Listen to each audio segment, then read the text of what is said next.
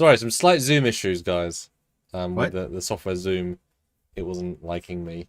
But we got our Zoom Oh, fixed. I thought you meant Zoom, like as in my face. No, it's always like that. Oh, You perfect. always start these things on default settings, Stuart. So that's where we always start.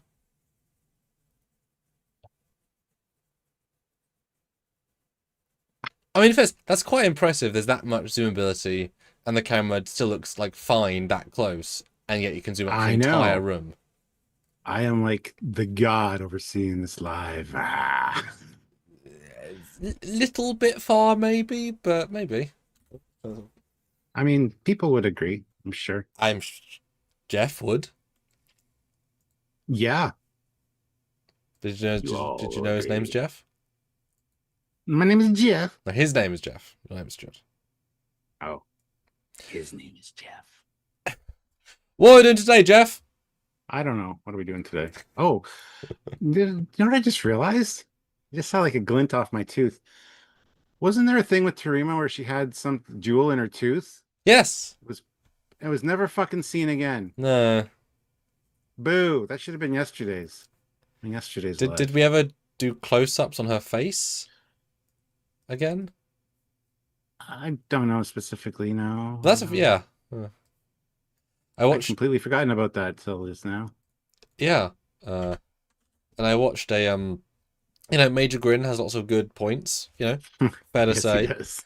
He did a new one. And I had guessed, expected, thought that when they mentioned the Doctor's past life quick time dilation thing, that what he says in the episode is true. But then Major Grin shows Voyager, and it's not at all what he says in the show. So once again, they didn't do the research of the story because they absolutely get that story wrong, and that's one of the type points of the episode. It's like, oh, how embarrassing! Yeah. Like, cause that's the problem. Often they don't give numbers with things because they can get numbers wrong. They give numbers and they're all wrong. And it's like, just don't. Oh. Welcome back, guys. Hello, hello, hello. Welcome. We're here today to talk about the best of Starfleet Academy season 1. Yesterday was the worst, so Hmm. if you're a hater, go check that out. We had some good, interesting points, and we're gonna do the same today, but with submissions by you for the best things, the things that you enjoyed Yes. in Starfleet Academy. And we will talk about them, rank them ourselves. You guys get to vote, but we can override you. So, Yes. But sometimes we agree, which is awesome. Not guaranteed, but sometimes is. And as with yesterday, the abstraction is true. If you like a certain scene, a certain moment, although if that's specific, do let us know what scene and moment, like, to ease looking. But yeah, if if it's one tiny thing, and you know what, we get a lot of credit for tiny moments, a lot of credit because they can often be really beautiful, really clever, really smart. Clever and smart slightly different, and mhm, it's worth mentioning, right? indeed. Just saying. I'm gonna start sharing. So I'll see And you in a second. go share. Yeah.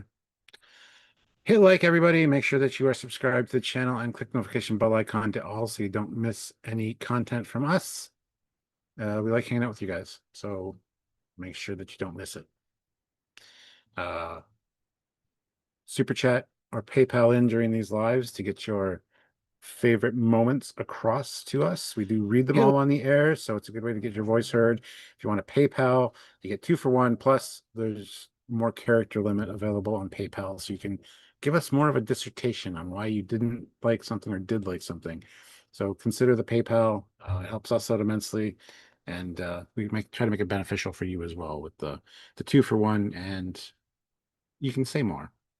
It's that simple. But yeah. Also, check out the links. There are links in the description of every video. Do the Teespring and the T Public store. Check those out. Get some cool Trekyards merchandise. We got some nice shirts. Or check out other merchandise there as well. Lots of great stuff there all the time. And just clicking the link helps us. So if you can, please do that. We would appreciate it immensely. So, yep. All right. And we'll get into your suggestions in just a minute here and start the talk. I was going to say the debate, but it's not really a debate. Yeah, a lot of good things out of Starfleet Academy season 1, and we're going to be excited to talk about them. So can't wait to see what you guys have to say. And little shout out. happy birthday to my mum, whose birthday it is today. So, Happy birthday. so shout out, mum. Not that you're watching, but you know, shout out my mum. If anyone wants to wish her a birthday in the chat, please do. You know, I'll relay how many people or whatever. You know, just yeah, if you wanna, you know, that'd be sweet. Yeah, just saying. Yeah, How old is she mums. now?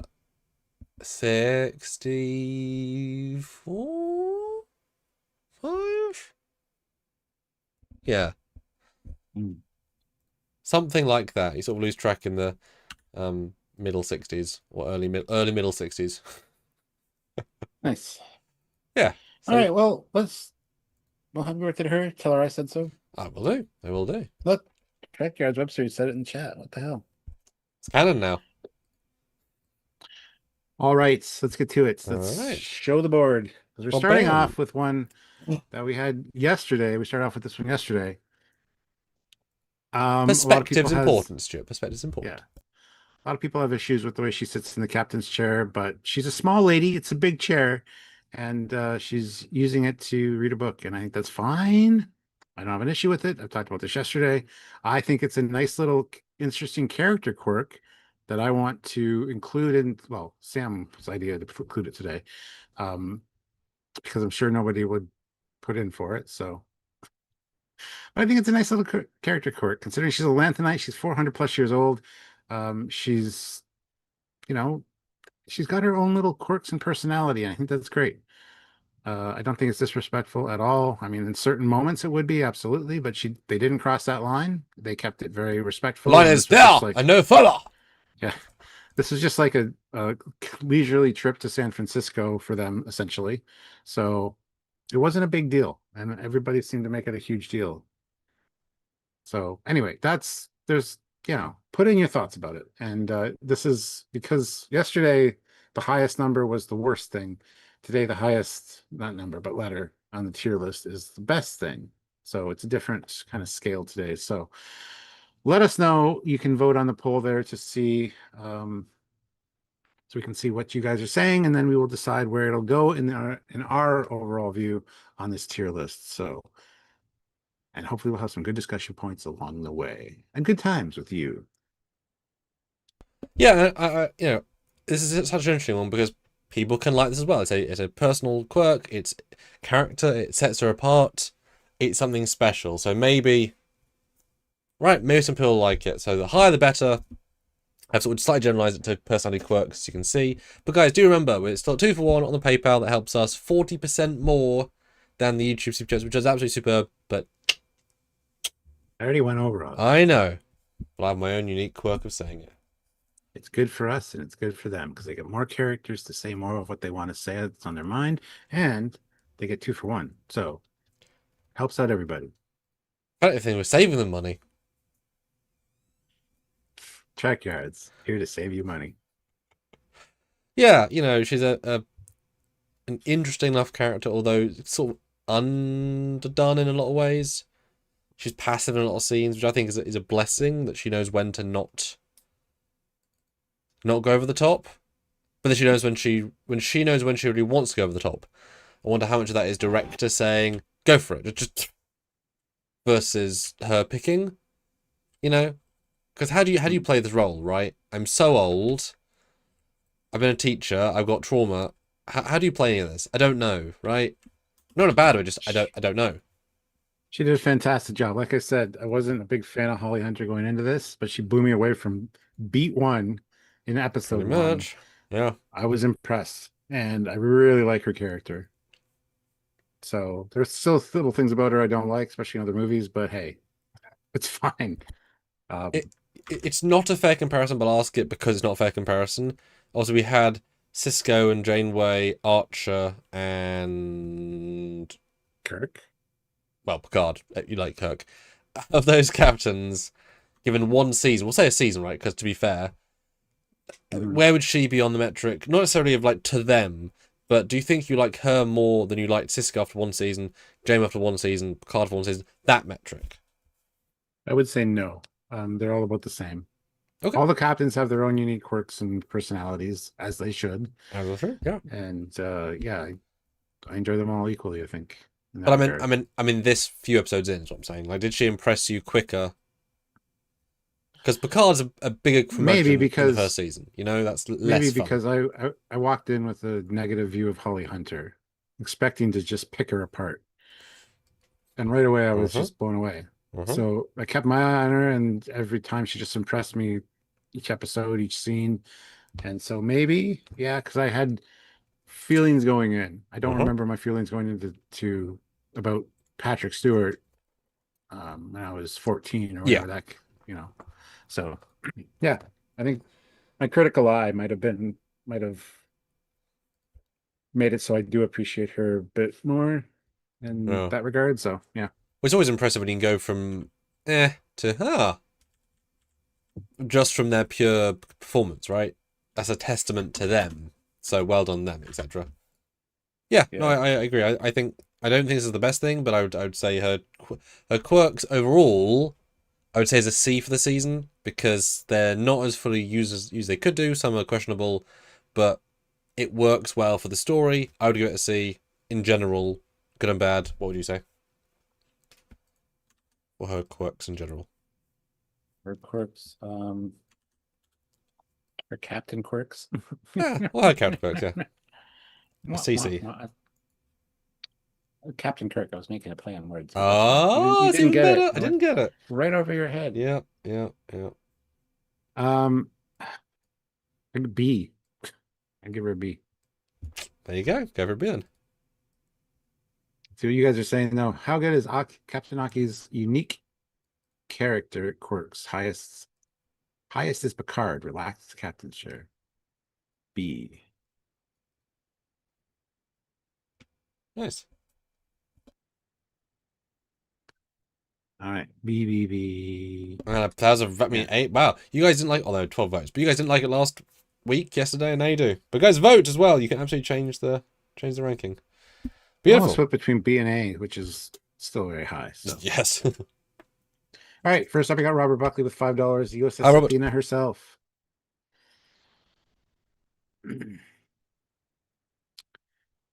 Bum bum bum. Yeah, the Athena grew on me as well. I wasn't sure what I was going to think about the ship going in, but I like the fact that it's named Athena. It feels very mythological in its look and everything as well. And I like that it's an Academy class ship. Like, so the first one is USS Academy, or is it just an Academy class ship because it's built to be an Academy? If they care about logic, it'd have to be USS Academy first. Test vessel, right? Test vessel. Fair enough. Sure, yeah. I know I like the feathery look. I like the overall grace of it. I like the saucer separation capabilities. The atrium. I mean, we didn't get enough of that this season. I would have liked to see more of the atrium because that was just like chef's kiss of awesome for ships. But unlike the one thing I don't like necessarily, although it looks good, is the delta on the top. Like we don't need to deltify everything, guys. We get it. But when you look up from the atrium, you see the delta. It's kind of a neat idea. So I don't have a real big issue with that. But yeah, I would like to see more of what the Athena is capable of. That said, how little was that Delta notable in over the course of the show? Really? Right? I What's don't. in the opening? Every opening ends by panning up and looking at the Well, delta. but that's the opening. That's the same thing again. That's not a new bit of footage. I mean, Yeah, you never see just the top from the top to notice this Delta. So I would honestly say I would have forgotten had it not been these sorts of shots, which means it's not that abrasive, right? yes. You know. So it's while silly, it's you know. I No. like that it transforms as to when it Yep. turns into a building and lands. That's a really cool, unique feature. I can't get Separates behind its those that say it's annoying and dumb. It's like, no, it's a cool idea to have it be the yeah, building. That's like, then you can do all the things in one go. That's interesting. yeah, yeah. Yeah. It separates from its nacelles, which they leave in orbit, which Mm-hmm. is kind of neat. So yeah, there's a lot of cool things about it. Yeah. I said in one of our various contents about it, it's not my favorite ship, nor is it one of the best ships. But both metrics are unbelievably hard to reach, and that's okay, right? That's absolutely fine, you know? It is genuinely creative. It's genuinely interesting. It's genuinely nice from a lot of angles. It's a nicer 3D model than a lot of models. It's less obnoxiously detracted nacelle. No, what's it called? Detachable nacelle than most ships. So even that critique isn't as fair because it hides it for the most part. You don't think that while watching it. And if the atrium was separated, like it could work. It could be worse. So it's like we're having the cake of the idea of the era, but doing as much as we can to keep it faithful with the combat. Like it really feels like, in a good way, painted by numbers to not do certain things for obvious losses, right? I don't know if I just want a miniature of it, like a big miniature. I could probably get like a, if he costs still £10, I'll probably get a miniature, but I wouldn't pay like £70 for one of the standard new ones. Like, it's not, I don't like it that much, I'd have one. I wouldn't buy it though. It's not worth that to me. Yeah. Well, it would be impressive at that size. Yeah. Right. Well, let's see what you guys are on. Oh, wow. About. Interesting. Wow. USS Athena, how good is she for the season? Higher or better? Wow. Three-way tie. A, B, and D. But 27 people, 10 votes. Oh, well, that's the other thing. Doesn't make a damn bit of sense, guys. Vote right now. I want to see a vote spike right now. Also, how ill do I sound now? I mean, still some British, so it's pretty bad. I don't think there's hope for you. I mean, you sound better. Yeah, I'm really trying to fight this this cold. I don't care, Sam. Thanks, man. Appreciate you. No problem. Yeah, no problem. It's good time. Oh, the tie has been broken so far with one vote. D is now waiting with 30. Oh, no, not. Oh, it's twisted. Oh, it's all over the place. Oh, my God. Have you got some sort Go of and vote. bidding war? I guess, yeah. Just vote, guys. Even if you don't like the ship, vote for the lowest one. Well, that's true. If you don't care about the show, vote for the lowest one. We're trying to have fun here and get a metric, a gauge on things. So, but being fair is important. If you can. Yeah. I would say this is one of the best things about the show. I wish it was in more than like 4 episodes. Because really, it's not in more than 4, maybe 5. And are not every episode, Sam. You know what I mean? And are not the best episodes where they go out and do stuff. Looking for nicotine pouches and can. Exactly. So are they not the best episodes, and therefore, when it's a ship, it's doing more. Yeah. So could go out and do some more things. Just saying. Well, it got pummeled a lot, and I'm glad that wasn't an ongoing trope because, you're not going to take your students in dangerous situations. Well, so you shouldn't. Which is what a fear we had going into the show, that they were going to be doing stupid shit with it. So I'm glad it was on Earth the majority of the time, and when it wasn't there, it was for a reason. So yeah. But I would say it's a solid A.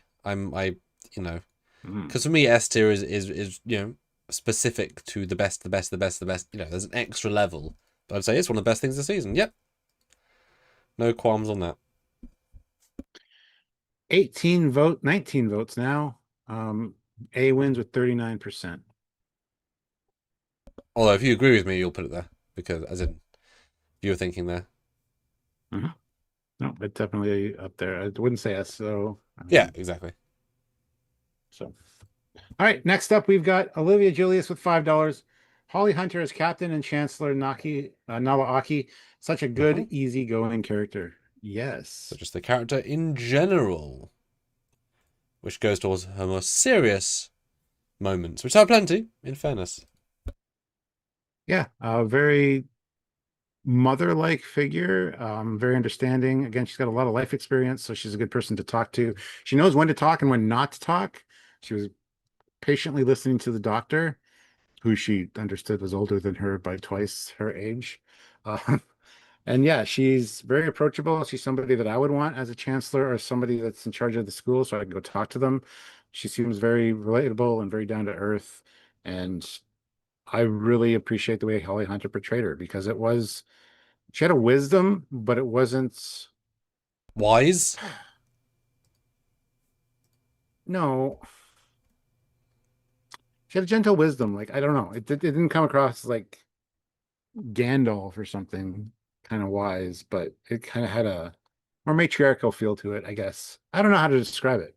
She was just a very nice, enjoyable character that I would like to know personally. So, yeah. Boy, you sound. I should really show this video to past you. You're like, I fucking hate this woman. I don't know why I just don't like her. Yeah. And it's like, oh, I'm only friends with this lady. Like, you both would have a punch up. Yeah. Not I about don't it. like the act. I didn't like the actress going in. I think I have a different appreciation for the actress now. I was about to say, do you like her more now? Because probably I'll have to go back and watch some of the stuff I didn't really like her in and see how that fares. Yeah, I'm gonna have to go back and watch however much of Batman vs Superman she's in, because I have almost no memory of her in it. For me, she's not in that movie for whatever reason. Like how different she is, or if she's just playing a similar character, because it's not the same role. That's one of the movies I really despised her in because she was just kind of a bitch. Yeah. No, she's good. She undersold a lot of things, but the thing is, she's a very fallible person. Right? She really is, and she's not there to be a good captain. She's not there to be a good officer. She's there to be a good what the kids need at this moment in time and to keep them on track, etc. She's a very specific hire. You know, ultra handpicked, and that works to its favor, right? Because it's the story obviously wants and needs. And yeah, she uses silence. She uses strength. My biggest problem, though, ironically, especially after yesterday, she can't command a spaceship for shit. Variation maneuvers, full power shields, guys. No, Aki, wrong shield. They're on the other side of your shields, and you can't evade maneuvers and not move. So, don't put it in any sort of battle ever. Oh, she murders people easily. But that's not what she was hired for, right? Fair. Yeah. Where placed though? Because, yeah. Yeah, I would put her an A personally. And it looks like a lot of the people are agreeing. We have 13 votes though, and 30 people here. So hit that vote button, guys. Have your voice heard. Yeah. Because somebody, where is it here? Happy Pillmore says the stream is doomed. LOL. No one likes this dumbass show. Oh damn. Some people do. I don't know. It's very broad. I mean, yeah, we reviewed every episode and we had thoughts, and people like them only have black and white. You either hate it or you love it. So there's no in between. We're very much in between. There's a lot of things we like and a lot of things we didn't like. Yeah, there's loads of good scenes. Human brains should work, not be polarized. Yeah. Not it's worse than Enterprise, but better than Not Discovery. Yeah. Is that a compliment or a negative? Yeah. But Enterprise is better for sure. But yeah. Well, we'll call it there. 17 votes. A wins with 53%, so it agrees with us. Sure. B, second place is C with 22%. Nice. So the Athena and Aki are at A. Right. Nice. You would be very surprised if you show yourself that metric. Crazy. Robert Buckley, $15. Boom. Well, before we get too far along, I can't stay along. So here is for 3 of chat's choice. Very nice. We'll beautiful. At some point when we run out of super chats. How's that? Beautiful. 3 in the buffer. Love it. Appreciate you. Olivia Julius, $5. Jet Reno, the best person to have in an emergency situation. Loved her in Discovery, and I love her in Academy. Totally agree with you, Olivia. I loved her in both as well, although she had more lines of dialogue in one episode of this season than she did in all of Discovery. But yeah, I really like the kind of low-key, sarcastic approach to everything. And I like her delivery. I think she's great. She's just basically who she is as a person. So I think that's fun. I would like to see more of her. I'm glad she's in this show. Let's put it that way. Would have preferred Tilly more. Yeah, probably. But I didn't expect Jet to be such a good commanding presence. So literally commanding as well. Do you have a picture of Jet? Didn't even see that. Olivia put that, so I'm going to find one now. Oh, okay. No, but I really think that she is a good addition to the show and just Star Trek in general. Living in 2 centuries gives you a different perspective, I'm sure. But yeah, I think it's good. I like her. I like her a lot. Yeah, I mean, she's obnoxious and annoying, but she's not trying to be nice. She's the sort of person who, How's it like it is? If you don't like it, too bad. well, how she sees it, right? If she's there to do a job, it's how she wants to do it, and she's given the blessing to do it her way because she's good at what she does. Get over it, right?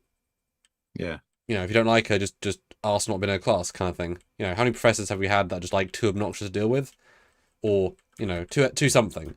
But then she was shockingly good at being a command officer. But I mean, Hiawatha, right? She lived by butchering people and doing all these things and ridiculous stuff. So she's certainly had,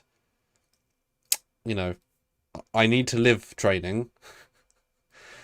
So this was not, well, okay, it was something, but it felt like a sort of lowercase emergency compared to that. Everything must do, crash ship, no way of surviving, whatever.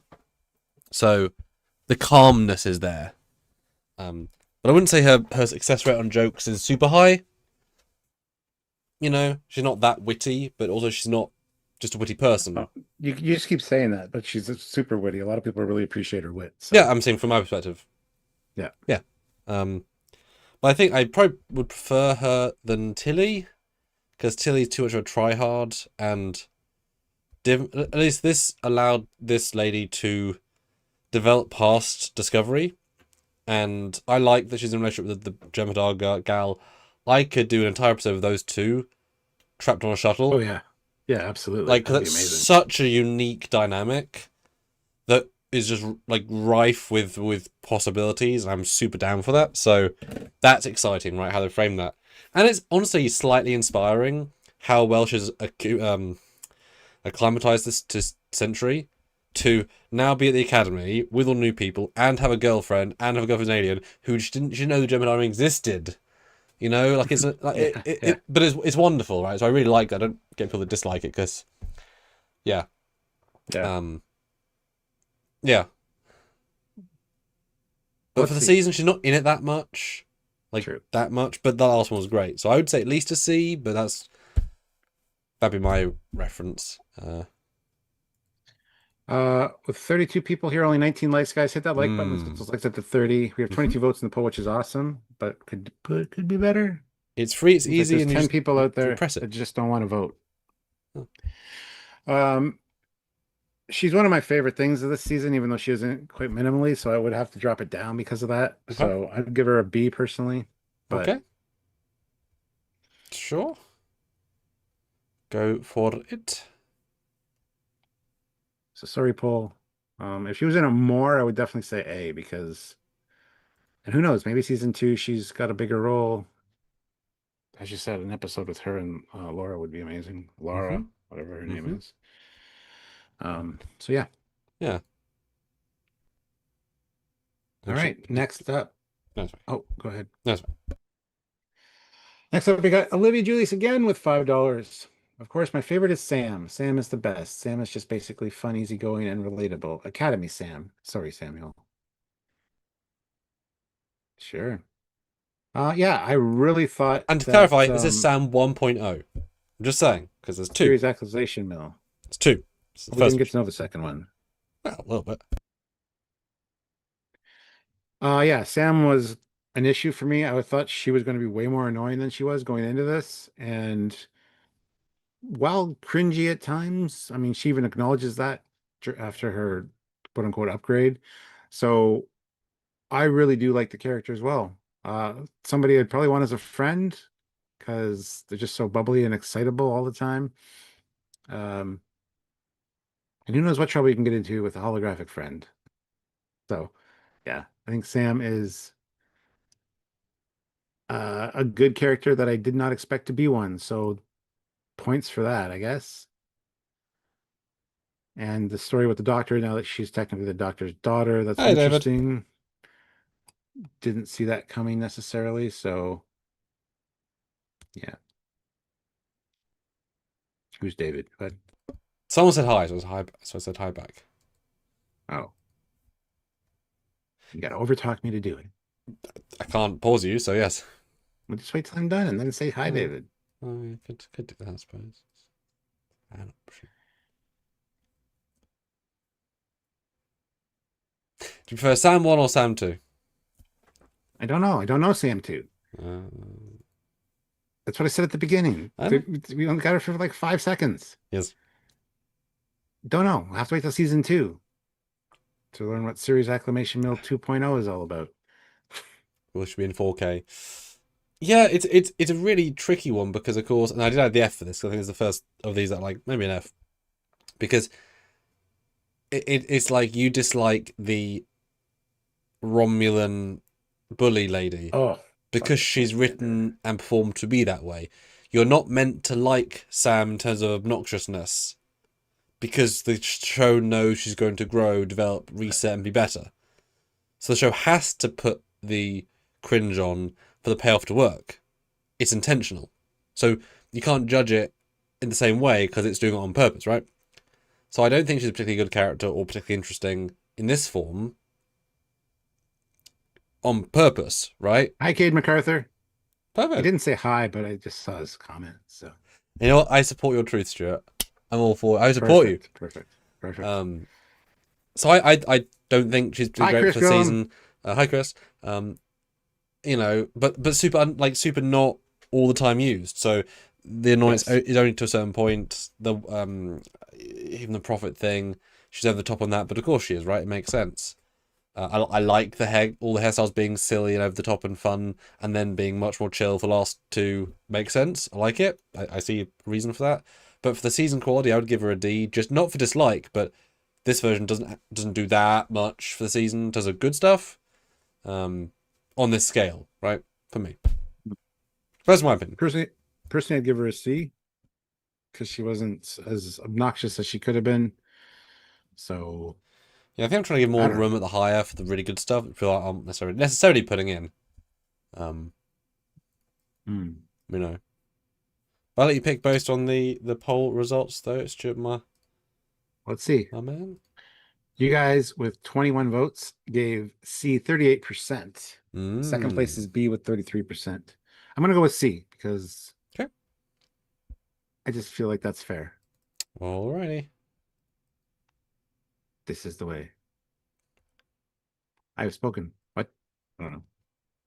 I was wearing my Mando helmet earlier today, filming a video, so very Mandalorian mindset.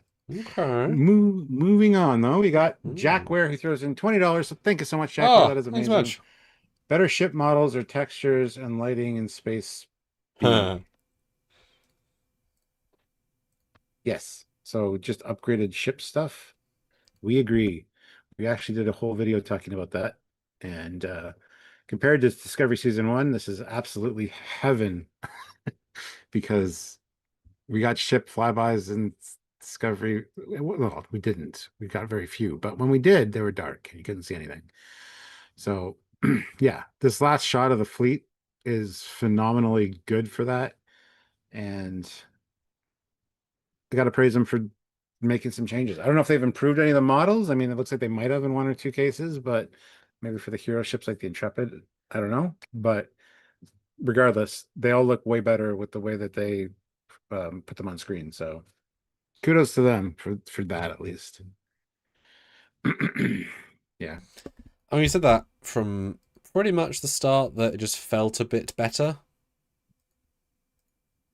And a lot of it's just so intangibly, just like that just feels better, you know, which is great because we want these positive, interesting things, right? We want that, you know, oomph. So it's really nice to see. And yeah, brighter, more friendly, more open, more vibing. Yeah, I mean, yeah, compared to Discovery itself, season 1 is the worst example because that's the point. It's the worst example, right? That was the bottom of the barrel, and it's shocking they started there. Yeah. This is quite nice, relatively speaking. So, yeah, much better. Trek CGI is not rocket science. I know that sounds a little bit daft, but it really isn't. There's a certain style of flow. It's elegant. It's more graceful. It's a certain something, but you know, you don't have to be that. But I don't know. They're just nicer. And also shows lighting super important because I don't know if they would have different models because I don't know if they put the budget in for these sorts of things. But just lighting them better feels better, right? I think that's what happened here. And yeah, that's worked better. All right. Chris Golem asks, when am I expecting my Tommy refit? Before the end of the month. I had to email Ooh. customer service. Mm. Nobody in Canada's got their shipping notices yet. They're taking care of America first, I think. Yeah, I mean, it's an American company, so makes sense. Yeah. But anyway, 17 votes. That's it. Really? How many people are here right now? 37 of you and only 17 votes. Hit that vote button right now for the ship shots. Let's see what you guys say. Because right now, S is winning with 44%. But if anybody else wants to chime in, you can. We will wait. Yeah. Yeah, you want. That's the thing. Fair means credit where it's due and critical where it's not. You know what I mean? And this is definitely Yes. one of the nicest things. I mean, some of the shots have been really, really good. Some have been not really good, but that's okay. I think that the margin's great. So some of the shots where it landed or took off look really lovely. The first, they put a lot of money into the big space shots. I mean, it feels like they really tried, and it's so nice. You know? I think it's because there was such a minimal amount of space shots Yeah, that they could focus on it more. Like we got one it's true. in the Klingon episode with the Klingon ships in the It's true. battle, and then most of them, like they were in the school the whole time or whatever, so we didn't see ship shots. So yeah, Yeah, maybe they asked the vendor for 70 to 45 space shots the entire season. They're like, is that it? So, yeah. Oh, yeah, we'll just knock them out. And was obviously lots of other effect shots, but yeah, that's it. Then the guys doing them, they're done. Sure, 100%. Yeah. We currently have a two-way tie for first place. So Ooh. 23 people have voted. If you haven't voted yet, vote to break that tie because we would like to do that. You'll literally make the difference. I want to see your take on it. I mean, we're going to place it where we think it should be, but yes, we want your input.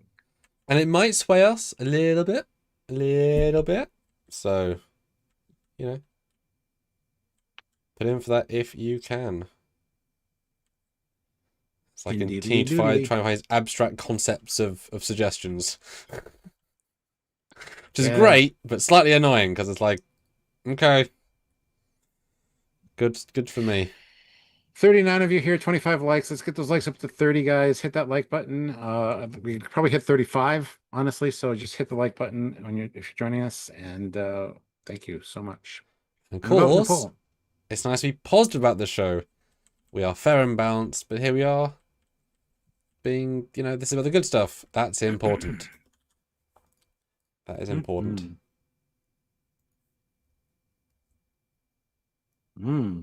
Still only 23 votes and a tie, so and Mark says, I don't know. Mark says new ships are bad. I mean, they're not great, but it's the best they can do.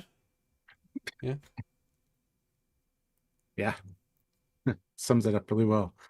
All right, I think it should be S because they have really upped their game as far as these go, and we kind of live for the ship shots. We love the ships, so I really appreciate being able to actually see them. That's really nice, So I'm gonna give this an S for me personally.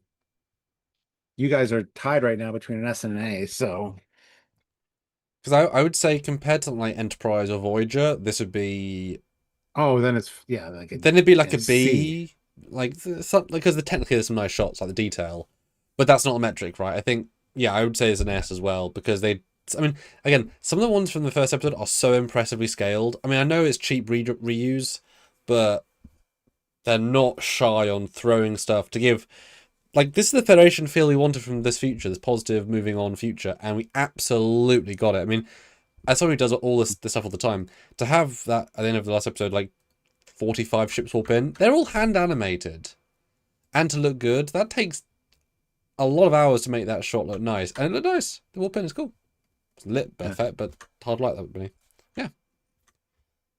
All right, well, we'll end the poll there with a tie, so between S and A, which is interesting. Yeah, I mean, either way, people like him, which is good. I support Olivia that. throws in $5. Do you know what Sam likes? Sam likes. Hit like. Also, the uniforms. Guess I don't mind the Klingon wearing a skirt. Ah, okay. I just read that as being that. I mean, yeah, I guess use that. I'd rather have a group shot of them, but yeah, I'll fine. I didn't. That's the problem with trying to do this quickly. Oh, I know. In the uniforms. I'll use this one for now. Yeah. Yeah, I'll find Until you find a better one, that's yeah. fine.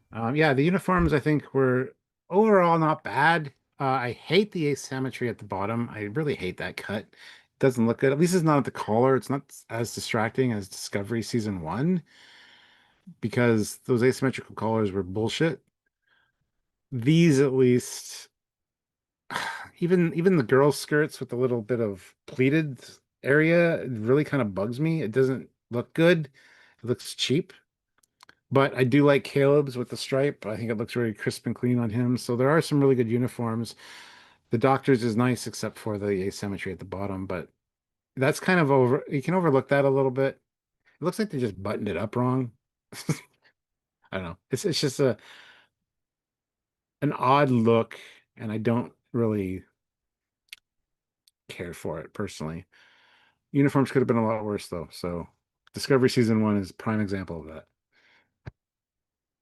Yeah. Yeah, I mean, I didn't. I mean, I did like them at the start mostly, right? So I haven't necessarily gone too far. They are better than the grey McDonald's uniforms with the big stripe. I think this is nicer. Yes, I agree. The side delta on the side almost never felt obnoxious, almost ever, which shows a big design choice can often be so subtle it's not even worth mentioning because it's there, giant delta on the sides. Never saw it. Never noticed it, right? So whatever. The black line we commented on actually works very well. Non-picked works well. The red and yellow stand out well. Blue not so well. That's okay. Yeah, I mean for the most part they're not this big garish standoutishness, but they're crisp and clean, and at least the fabric isn't delta-y, and so these I think are the best ones of the show, but it's not the highest bar, but yeah, they look good in them, I would say. So reasonably happy with them. So, yeah. And in terms of the best of the show, I mean, it is important because when it's like with Discovery Season 1, right? If the uniforms are bad and the sets are bad, there is every single second of the show you're staring at stuff you don't like. Every second, right? But if you have good uniforms and bad sets, or good uniforms and very dark sets, a la Picard Season 3, then, you can let yourself, oh, yeah. So these are, decent uniforms and decent sets. It helps, right? At least in our preference. Yeah. Yeah. So I would give this probably right in that B to A line. I'd probably give it a B personally because they could have been better, but yeah, the skirts on the girls, I don't like that look. I kind of like it. Just kind of. They got some Yeah, character. I wish they didn't have like basically pants on underneath the skirt. Oh, do they? Like, oh yeah, they got like, yeah, it's kind of stupid. And I hate the boots. The boots. Like, look at here's a picture of Jaden's boots. They're shit kickers. They're like huge, and I hate it. They're just clunky and weird, and they look like Saru's shoes almost. But Saru, it made sense because that was just, yeah, so yeah, I'd probably go a B with these personally. Yeah. That's what you guys are saying. 21 votes. You guys are saying B as well with 45%. Okay. Second place is C with 23%. Okay. Interesting. But yeah, a lot of these we're going to say could have been worse. Yes, that's the caveat here because it's still not the best Trek in general, but they have learned from their mistakes and they have improved a few things, and it could absolutely be worse. All right, moving on. Olivia throws in another $5 and says, "Happy birthday to Sam's mom. Let's shout out Sam's dad, Academy's Sam. I love the Doctor returning." Yes. Gosh, really went around the around the So we'll bring the Doctor in here. Here he is. All right, specifically his appearance in this show. Everybody. EMH. Yep. You want me to go first? Okay. Yeah, I mean, let's get a continuing thing on the Doctor. I'm glad he's still alive after all this time. I would like to know more about his life in the meantime, but hey, whatever. I would also like to see him running into the Living Witness Doctor at some point. I think that'd be fantastic. regardless, yeah, Picardo did a standard job for the Doctor. Like I said, his voice was quite a bit different, but I mean, he's 900 years old. Like, give it a break, right? Wait, hold on. Rando, when the best thing about your show is the uniform, I mean, uniforms are really important in Star Trek. And it's not the best thing on this list at all. So No, I don't know mean, what you're talking uniform, about. phaser, tricord, like all these tech things are quite important in the field. You know, they might go several seasons. You know, storylines might be one season. Just saying. You know. Yeah, it was good having Picardo back. I think he did a good job. I'd just like to know more about the intervening years, unfortunately, because I care more about the Doctor's character than I do about the show that he's wrapped up in. His interactions with people like have been fine. I like the way he talked to Aki about his trauma. Even if he was lying about some of it, because the writers didn't Oh, double check. yeah. Yeah, quite So anyway, important there, stuff. there you go. Exact same as last point. Could have been better. Could have been worse. Right? He definitely wasn't a lead. As in, like, Laura Thorpe wasn't a lead either. She was a guest role. Really strong in some, entirely absent in others. The Doctor was entirely absent for a couple. Only the hero in like two, and then sprinkled in other ones doing almost nothing, right? So I wouldn't call him a hero of the show personally. But he was in it more than she was, but a lot of it was like, eh. You know, so could have been more, should have been more. I can't give him anything higher than an A because he's not in it enough to be that great. And like you said, any standout moments, and I can't give him crying because, like you said, continuity wise, there's not motivation for that in the way that he expressed it. So it's unbecoming of the character for that as they expressed it. Right, they could have done a better job. But yeah, I mean, it's good but not great. I would assume, but that's just how much he was given and what he had to do. Yeah. I think he's defective because he didn't mention the Prodigy kids. He didn't mention anybody else he cared about. He screwed up the quote from Picard, well, Picard's speech. I think he's got a little bit of a glitch in his matrix there. He's getting old. He's getting senile. That is one way of looking at it. Yeah. So just I think on that, I want to highest B just because he should have been better. Yeah, I was gonna say B personally. Yeah. That's sort of a yeah, but I assume he'll be in season 2 more. I hope so. Yeah. Yeah. And a demerit for whatever reason, the episode when he has to act really sad, he's doing his voice more low and dramatic versus normal high. And the Doctor. I don't know why you made that choice, Robert. It's not how you taught for 40 years, 30 years, whatever. Wish you didn't do that, but yeah. Let's see, you guys are saying 19 votes. S wins with 37%. Second place is A with 32, and then B at 21. So it's a nice curve. But yeah, I'm gonna put him at B. Yeah, because if he was actually a main character, if he was in it more, if he was doing more, if he had some level of his own arc, besides just being dad now, you know, yeah. Yeah. And B is still pretty good in most charts, right? You know, just saying. Shankware, another $20. Thank you so much, Shankware. That is amazing. Mostly good chemistry with the main cast, adults and cadets.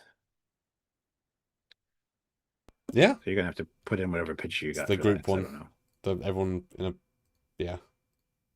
Very hard one to summarize and find a picture in a few seconds. Here's the cast. Yeah. And Tilly's ass. You're welcome. Thanks. Yeah, no, the chemistry was great. There was definitely some moments, especially between like Caleb and Tarima, where there was just like electric almost. And I think that was played really well. Everybody else, I was surprised. Like I said, I was invested in all the characters. I care about them all. I didn't think I would going into it, but they're all likable. Every one of them. Even Durham, who's supposed to be a bully and a badass and an asshole, he's that for 5 seconds in one episode, and it doesn't even come off as that big of an asshole moment. So they did a really good job of like portraying them and having them all come together. I think worked out very well. Even when Caleb was yelling at everybody in the last episode, or the second last episode, to kind of shoo them off, essentially. It didn't come off as sincere to the point where Sam just like hugs him and like, you're full of shit. That was great because it really snapped him back to reality. And yeah, the dynamic is really good between all of them. I mean, I want to see more Genesis and Caleb stuff because that episode was good. I really do think those two are eventually going to get together. But you know, yeah, I think everybody and Jaden. I did not expect to like Jaden, but here we are. He was fantastic. So yeah. Yeah, I mean, as we said at the start, if the characters hadn't got us sold by episode 1 and then 2, the show would have been so much harder to watch. Like Discovery Season 1, which has one interesting character who's a bit of a dick, which is Saru. And then Lorca's amazing. yeah, that show doesn't have good characters, which means the story has to be the main point, and the story's also not good. So what does it have? Not sets, not uniforms, not characters. What does it have? At least this show has, for us, at least we want to learn more characters. And they all pretty vary in how much they're given throughout the show. Jaden's not given much, but also he's given snippets here, there, which flow. You know, like Harry Kim, he's only given bits, but he does best with them, right? Caleb gets possibly too much, but he is the main character that makes sense. Genesis is forgotten a lot of the time, but again, she really works hard with what she's given. Bully Guy varies a lot, but I think that makes sense for him because he's not sure who he is. And Sam is given just the right amount. You know. And because they make it incredibly explicit, this show is over a year. You can't even say at any point all their friends do quickly. Right? We're now 6 months in. All those things, you know, how long has it been for Voyager? I don't know, right? But we know it's been 6 months. They've done this, right? So that really helps, I think. You sort of accept it. Yeah, I don't much to complain about in their chemistry. Actor-wise, who has the best actual acting chemistry, would you say? It was Trima and thingy, but of the rest of the cast, who has the actual like the best inter-actor chemistry? So I think it's an ensemble now, you know? It's more the group together. Oh, it's absolutely not Ensemble, yeah. Yeah. I don't know, maybe Aki and Laura Thok. They had some great scenes together. Yeah. Well, I wasn't thinking of those guys, but yeah, I would say Aki and Caleb, they have good chemistry as actors, I think. 100%. Yeah. Yeah. I'd give the chemistry probably an A, actually, because they did a really good job casting and creating the characters. And again, I wasn't expecting that going in, so I think A is probably where I would place it personally. Yeah, I think you have to go A because it was the surprise factor gives it an extra point. Yeah. And none of them let us. I mean, they all made choices we disagree with throughout the show, but that's also people, right? People. Yeah. So yeah, I think it's got to be an A because if that sucked, we would not be as positive on the show, and it did not suck, and all the time it was quite good. Yeah, 100%. Let's see what you guys are saying. 12 votes. A wins with 50%. So we're going to put it A because that's what we decided as well.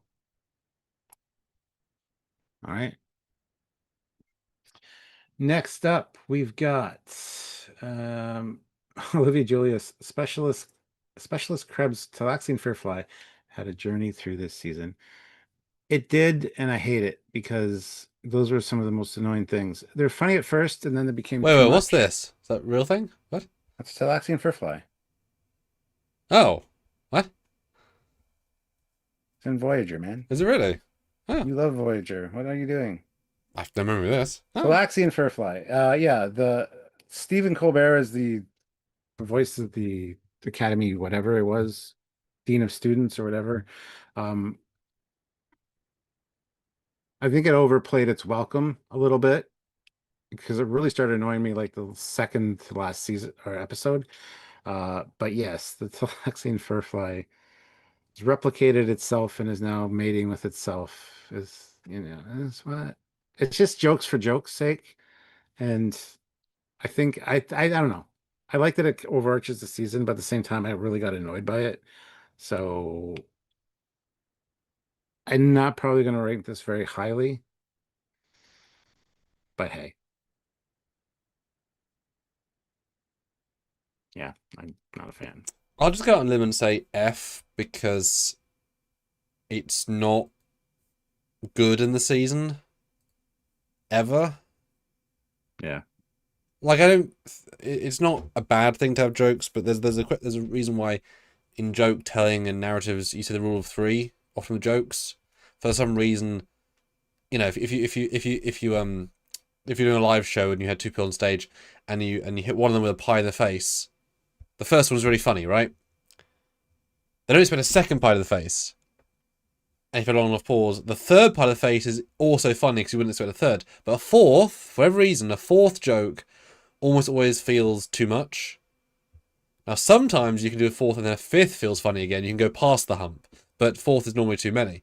So if it was three jokes over the season, you're like, cool, they understood the idea of comedy. But it was every other episode. Basically, there was at least 5 references, and even though the story evolved with it, we never saw it or did anything. Yeah. And I If could I have had done seen it, it might be more interesting, but yeah, or if it was one of our lead characters flies. Like I know it's a meaningless joke, but if you have only 18 spots for fun voiceover, don't have 7 of them be the same joke with no payoff and no have 17 different jokes. I'd say it's a hard F because it's not a good part of the season, and it could have been. yeah. No, I would agree. Yeah, I don't hate it. Just it's not a good part of the season. To be fair, they did do other jokes, but just they got less and less funny, and just kind of like you wouldn't be announcing that at a school.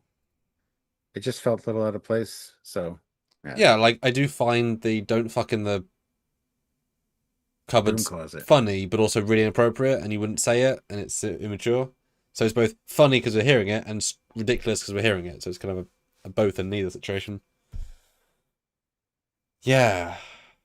All right, we'll put it at F, but let's see what you guys are saying. Well, F wasn't an option on the poll, but you guys gave it a D with 46%.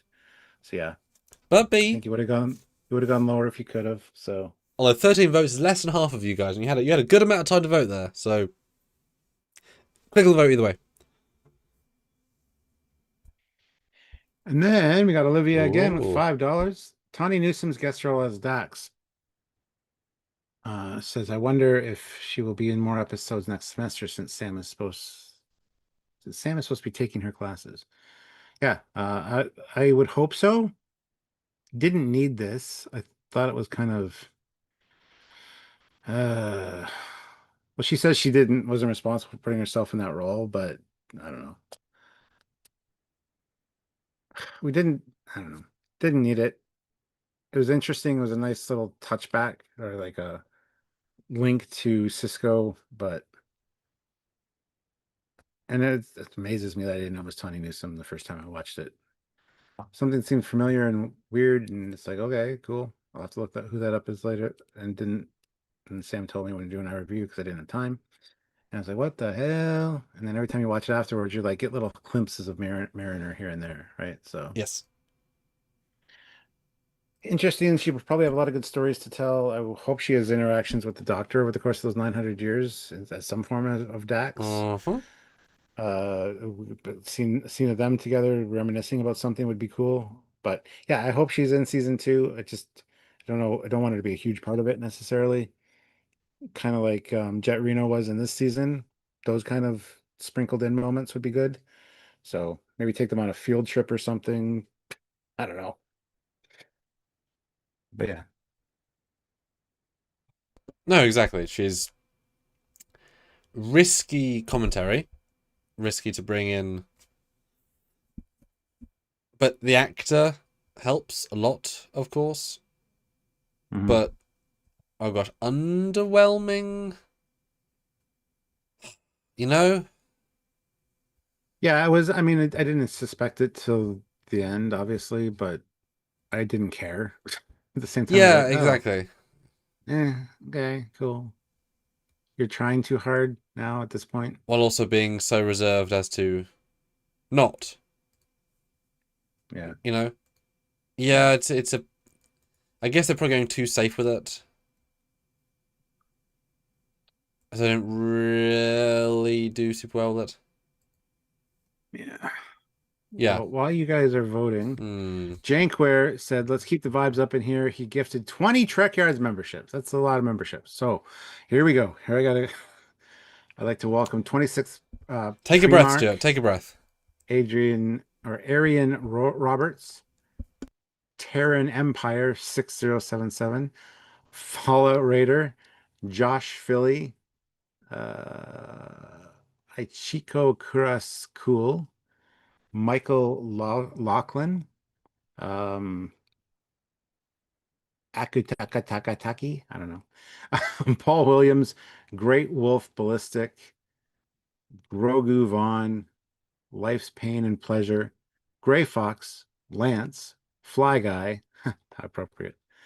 And I can't broadcast casting network, Figment Monkey, Tachi Tecmo, and George Guilfoyle, and Robert Brinkler. Holy shit, that was a lot. Okay, welcome to the channel, everybody. Use your little emojis and stickers and things in the chat. And yeah, you got a month-long membership thanks to Jankware. So thank you, Jankware, as well. Amazing. That's crazy. Yeah. Yeah, thanks so much. All adds up, all helps what we do here. And Robert Buckley's back. Oh, he's back. Good to see you back, Robert. Welcome back. Damn, All right. okay. Yeah. Yeah, like I said, to Dax, it's okay. I don't know, it hasn't lingered in the most positive way I could imagine.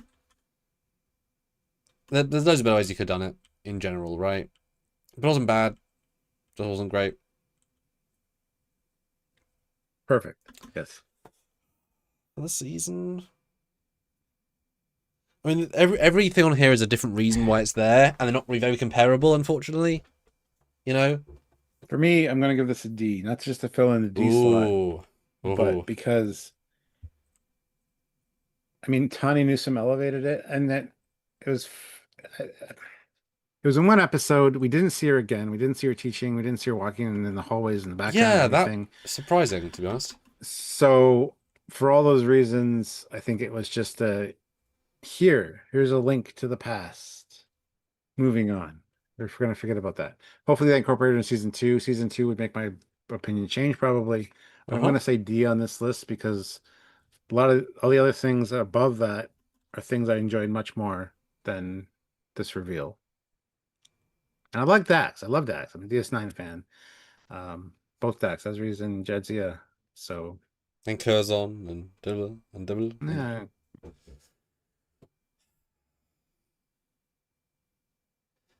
Yeah. Yeah. Well, I mean, I said Sam was a D, so I would have said same as Sam, give or take. But obviously, I got pushed up to a C, so it's kind of a.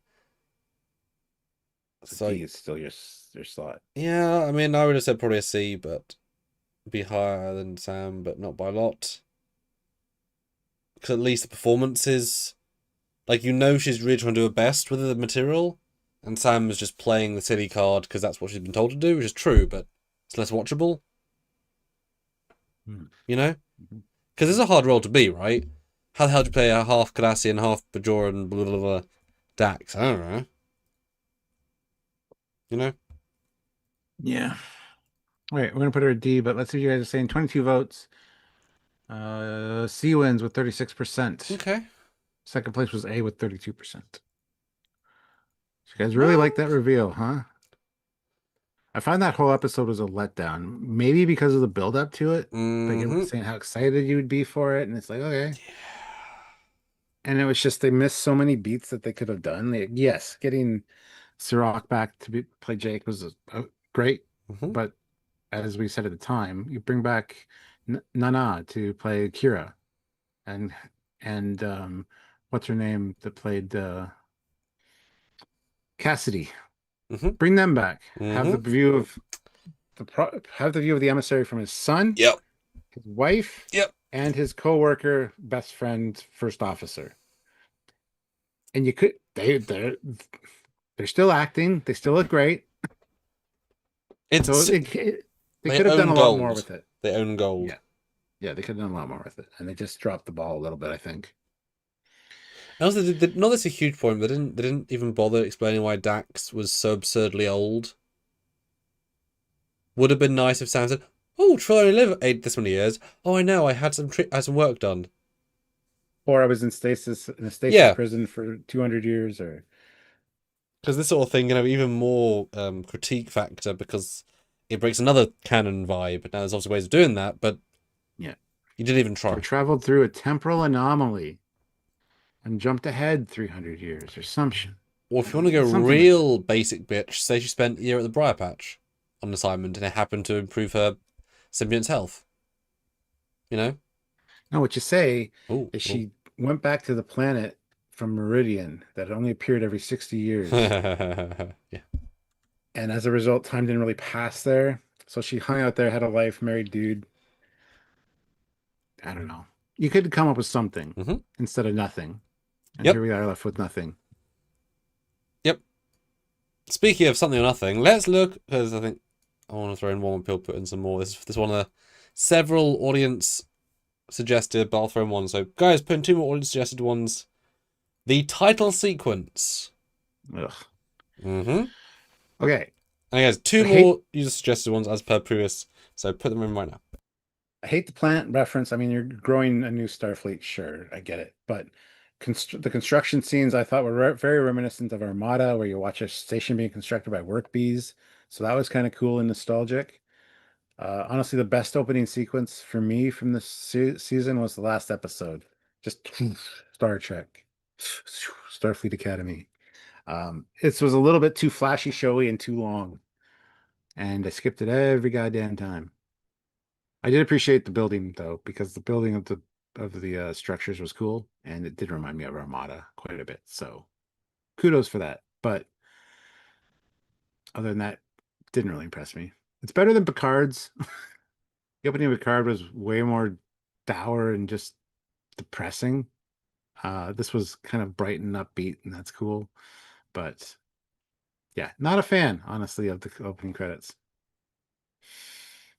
So Yeah, I wasn't a fan of this from the first. I can't remember the music in any way. I couldn't even tell if it was a violin or a piano or a... I watched it every time. I didn't skip it just because it's fine. But I couldn't tell you anything about the anything. I get they did the visuals, but they feel uninspired to me. And I'm just confused by the building, because the first shot they used work boost from TNG and everything else used Discovery era from the Discovery era work bees, which haven't been used in 800, 900 years. Why have they used those? So it takes me out of it instantly. Like, oh, they just use that set. Fuck them, right? Fuck that. And Thribs says Prodigy has the best theme so far, best opening. Yeah, I agree. Voyager kind of held that spot for a while, and then Prodigy, I think, kicked it down a tier. So yeah, Prodigy's is my favorite. Voyager's more hummable. It's more bouncy. But yeah, Voyager's epic and beautiful and graceful and flowing, and the CG was it's so good. I mean, they're really pushing it at the time, especially TV budget. I mean, and the fact you can't tell which one's CGI, but like early, obviously season 1, right? CGI Voyager and physical model Voyager, the fact you can't tell is impressive, because that's a hard thing to match, right?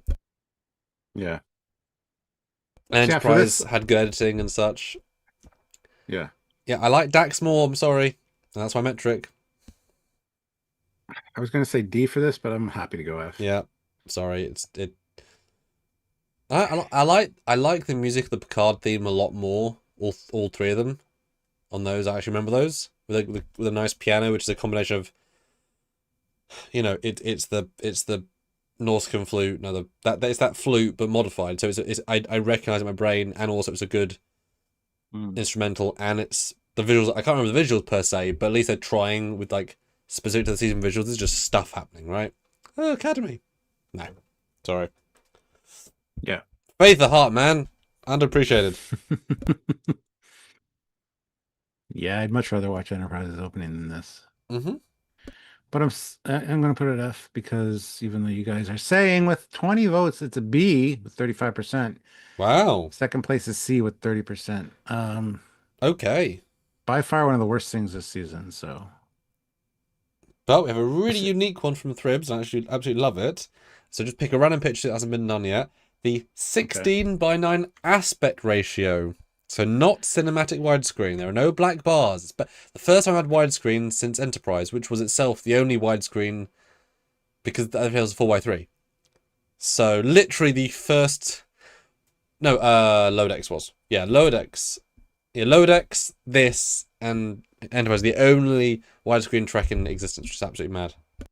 Interesting, yeah. Yeah, I mean, I don't mind cinematic with the black bars, but you know, fill up my TV screen, have a bigger picture. That's fine with that. I don't know much to say about this. It's just the kind of standard for what they film these days. So yeah, it's fine. Well, it's interesting because they made such a point of every modern Trek to be anamorphic for cinematic feel for no particular reason. Strange Worlds is and Picard is. I mean, I love that format. I love, you know, if you shoot when people think about that aspect ratio, they assume you're adding black bars to the bottom, right? It's not technically true. When anamorphic was invented, it's because they wanted to get more image to the cinema, right? And so they had a special process where different lenses would compress visual space, and they decompressed it in a process which actually filled up the screen widely. So you got more image for the lens. I'm not explaining it great, but it's actually you actually got more information than widescreen cameras because of the way they did it. So if you have an actual anamorphic camera with anamorphic lenses, you actually get more image than the full screen. But if you just shoot it in full screen and then crop it, you're obviously losing. That's what I do, but I frame it for anamorphics. I'm still framing it with that mindset. So I don't imagine Discovery used anamorphic lenses. It's just a style choice. So I don't think they would use. They're quite specific lenses, right? But to go by this, it does make it feel more like TV, but it is. So I think it actually kind of works in this one thing to make it stand out. By being literally basic bitch 2000s, it stands out more in a good way. Which is really odd. Use a better image that I don't want to crop so badly because this one shouldn't be cropped when I put it in the list. Yeah, and the sets are big and bold, and yeah, it makes it feel more mundane, and that works really well for a show like this. I think this is an oddly good choice for such a small thing. Yeah, I would say this is probably a solid B because it affected every single frame of the show. Yeah. Yeah. Be fine with the B. I didn't know where to put this. I didn't know much to say about it, so. No, I was surprised when I saw it. I was like, oh, okay. Yeah, that's why I quite like doing, when I do my fan films, everything's anamorphic from the TOS 4x3 to the widescreen Enterprise when I do those ships and sets. So you're seeing sets in a way you've never seen them before. You know, TOS is meant for this, not this. So you're seeing it really wide and really expansive, which you've never seen before. And that's fun because then you're expressing the universe of Trek through the same lens. Ha ha ha. Not, oh, it was a box because TOS was a box. You know? It unifies it. Although it is fun to re-edit them in 4x3 because it does change the feel instantly. So, yeah. All right, one more audience if you've got another one, guys. Oh, do you want to read Neil's comment? Oh, Robert, nice one. Let me throw that in. Neil Hammond, I think. Hail Kaon. Honestly surprised there are good things to talk about with Putzman's Academy. Thought this review would only last 5 minutes. It's not a review, it's a discussion, and we'd like to have discussions with you guys. And we always go as close to 2 hours as we can. So, And people have thrown in really good ideas. plus, and a lot of people really like a lot of shit in the show. So, But yes, it was a negative one, so we did that. Positive, and yeah, plenty of positive things to talk about. Of course. I think super chat wise, I mean, this one's blowing the negative one kind of out of the water a little bit. Well, we had a wonderful war yesterday that jumped it. More suggestions, less actual. So a few more would be great though, guys. We're still a bit away from our hope, but But Robert Buckley says the live action Bracknar wants to read out the poll for the tile sequence. Nope, that's right. You guys are saying A with 56% and 25 votes. Second place is B. Hey, people like it. I'm glad you have an opinion. We're gonna put it at B. Bum bum bum. All right. You said the Bracknar? Yeah, I mean that was amazing. Too bad it was beat for beat Rock Talk's model, right down to the mining overalls, which annoyed me somewhat. Uh, but to see a live action Bracknar, did not expect that. Apparently, the Prodigy guys knew about this like years ago because they were asked permission to use it, and they're like, "Yeah, absolutely." And the mention of also the Prodigy kids as well. So, and we 2 times in the one episode, and then never again. I'd like to see this in a Starfleet uniform walking down the halls in the next season. Uh, that would make it a lot better. The kind of one-off thing was a little bit but yeah, you can tell it's Rock Talk. I mean, look at the face. It's definitely Rock Talk. Yeah, Uh, well, it's like the reverse of the copy and paste fleet, where they had the model, the asset. This is better. As in, that's what they thought, right? More is better. So they had the asset for this. They thought, okay, yes, we've got to pay a guy a day's work to retexture it for modern, but at least I have to build it, and we'll reuse it, and we won't modify it. It'll just be as is. So it's copy and paste. But even though that is in itself an issue, because it can't, this is an unlogical, whatever. The thought is appreciated, and the thank you for that, right? It's not perfect, but they meant well. They just didn't have the money to spend to make it different, which is interesting actually, because it means that potentially, this might sound ridiculous, but the model might be built in a way that you can't just remove the suspenders because there's not proper geometry underneath it. Because you'd think at least do that, right? Or change the belt, but it's probably all tied together in a way that they're not real clothes, except they're modeled, right? So, but I mean, the lighting's weird, but also it's a giant rock monster. No, it's really nice to see, and yeah, for me, this is going to be an S because this was a nice surprise that I didn't expect. The tie-ins, just Prodigy in general, was nice.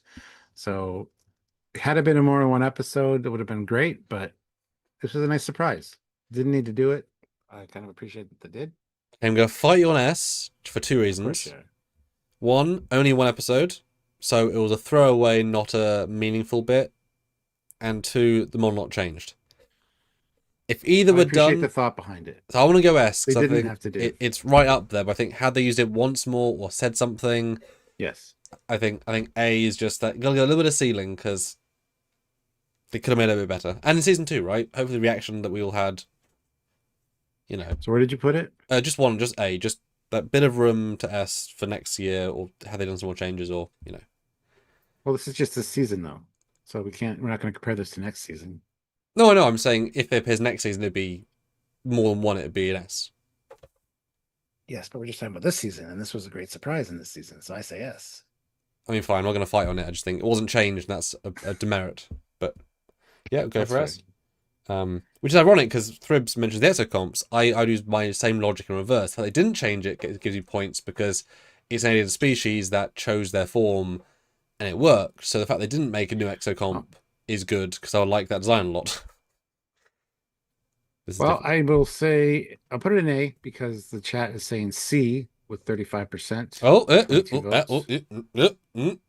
Sorry. Yeah, are you having a stroke, Sam? Well, I was for a second apparently because it changed as soon as you said that to an S, and now they're fighting. We'll figure it out. Okay, we'll give you guys another 1 minute. Another 1 minute. Yeah. Oh, in the meantime, Robert Buckley throws in $5 and says, "Move the Dear Athena to S tier." So Athena's getting bumped up. Okay. We will put a arrow on that as well. Okay. I see it's liked. And Mr. Awesome Jankware threw in $50 and says, "Just to hit your goal, since I missed the last live, hope the next season is even better." That did exactly do that, sir. Almost to the dollar, so incredible. I will paste on the other arrow right there. Yeah. So that was moved up by you guys. Ooh, by Robert. Tab Extra says, I did not like about Academy. None of the classes in the show felt like real Academy show. Yeah, they sort of abandoned the idea of classes real quick, and they weren't ever done well. That's a fair shout. And it could have been down for classes. Well, yeah. With 28 votes, C wins with 36%. So I'll capitulate and give it an A for the Bracknar. I mean, a lot of people voting lower there are probably not huge Prodigy fans or even watched it, so would be my guess. But that's fine. I'm willing to make a concession on that one. And I just got word. This is not, you don't care that much, but you know, like in terms of like I'm overselling it. But breaking news, and I'll put it on the thing. Okay, so Academy. Star Trek. Can people see it? Yes. Star Trek Starship Intrepid has just announced that confirmed their fan film Echoes, which has been in production since, don't ask, long time for various reasons. Pre-COVID, ha ha ha ha, is coming out this Sunday at 8 p.m. GMT on the Starship Intrepid channel. Nick will be in the chat doing live question answers, and I did work on it for quite a few months. I've seen it several times. It's rather good. We pushed there's a lot of space shots in it. We were not shy.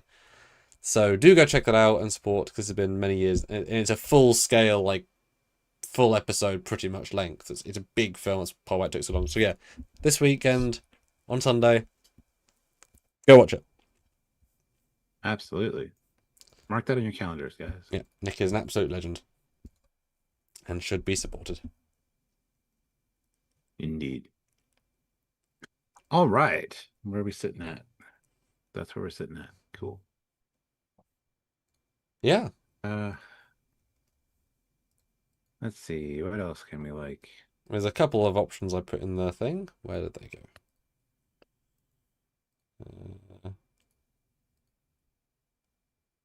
Oh, do they not? Are they my thing? Guys, hit that like button if you haven't already. We have 28 likes. Oh, never mind. We have 28 likes and 28 people here. So, Yes. but if you're one of those people that came in later and didn't hit like, I want to get to 30. So 2 more likes would be awesome. Boy, he looks better like this. Yeah, he does. And he doesn't look tired at all. But Admiral Vance, one of the goats of Discovery seasons 3, 4, and 5. How's he this season? And how a good part was him in the season? Should have been in it more, and I wish he wasn't always a goddamn hologram. But that's fair. He's on Starfleet's the wind chime thing, doing its thing. He's got to communicate with them. That's fine. Yeah, I wish he would have been in it more. I did like whenever he showed up. I do like Vance, but yeah, a little underused and underplayed, I thought, but that's fine. I'm kind of shocked we never saw, as you say, Starfleet Command. Yeah. I mean, I assume the set's been torn down, etc., but would have been nice. Yeah, he's a consummate professional of, he always sells a talented, knowledgeable, experienced admiral who's on your side, but will tell you no if he needs to, and also be a bit dodgy if he needs to as well. And every time he was there. I don't know if he ever did the best performance of his career, Trek-wise, in the season. Don't know if any were that, like, his best work, if that makes sense. No. Yeah. But I think he always kept a really strong average, and even threatened to beat up Bracknar if you ever saw him.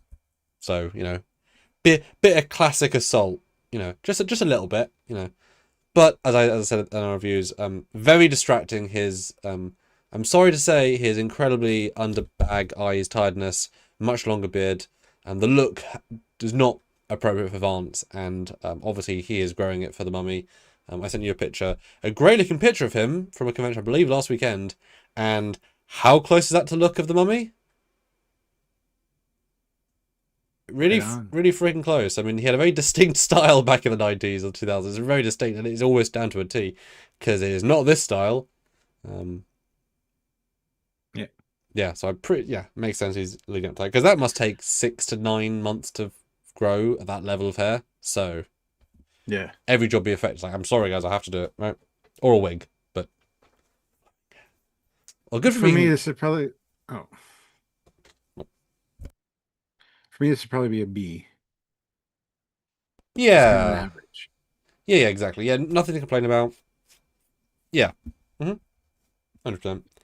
You could probably pick All on right. them moments would be A, but I can't think of Yeah. any. But economics, I'm sure. Well, him facing off against Noose was kind of awesome. So, Mm. but anyway, On the you guys are Admiral saying side, though. with 16 votes, B wins with Yeah. 38%. There A you go. is in second place with 31%. So we'll put it there. Very nice, very nice. All right. And then we got Robert Buckley who throws in $10 and says, "Their nice fleet in the last episode." That's already an S tier, my friend. Well, that was the general space shots. I think he just means that warp-in shot, as in I'll utilize that. Because, you know, it was a damn big fleet, considering where we came from, where in previous seasons, like, the Discovery, oh, this is our entire fleet vibe. And here they are throwing in 25 ships. Not as if it's nothing, but yeah, we've got a fleet, it's all good. Not a very well lit shot, but, you know, it's an impressive shot, which we'll see in 2 seconds. Yeah. Okay, if you mean the fleet warping in, yeah, that was very cool to see. Although, again, didn't make sense time-wise. They were just all waiting to warp in from, like, next door. Kind of silly, but no, I just wish there would have been some newer ships there. We see the stapler and the other things, which are kind of hideous, but hey, whatever, it's fine. I do think you're right. I think that one's been upgraded from being ultra trash background asset to something. Yeah. Because it didn't have that many glows before. It certainly didn't. Like, what the hell's all those green things, right? In a good way. But I think that one's been upgraded. Yeah. So no, just seeing a fleet at any time, fleet action's great, but more realism would have been nice. Like had it be, have them arrive later. And to all arrive at once, like from every different direction, was kind of silly.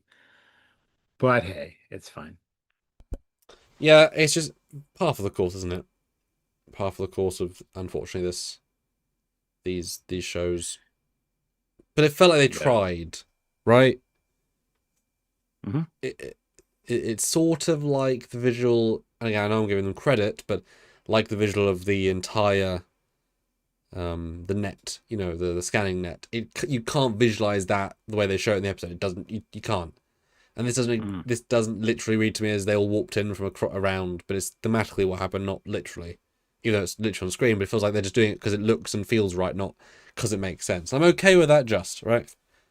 At least ain't fucking 30 Gen Haze, right?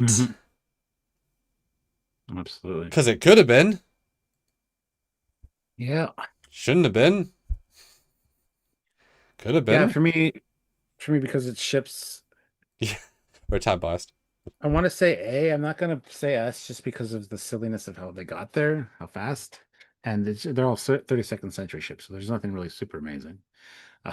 But yeah, I'm going to give it, for me, probably an A because ships.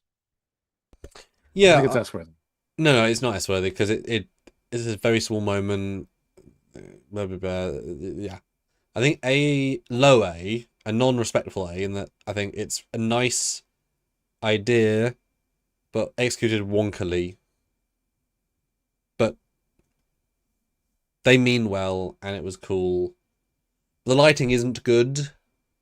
It's the worst example of the new lighting, because this is just sort of none of the ships look good. Yeah, but they can't all be winners. Let's see. You guys are saying 16 votes. Which How many of you are here right now? 27 of you here and only 16 votes, but we got over 30 likes. That's good. Anyway, 16 votes. If you want to vote, go do so, please. But as of right now, 50% say B. And second place is A with 31%.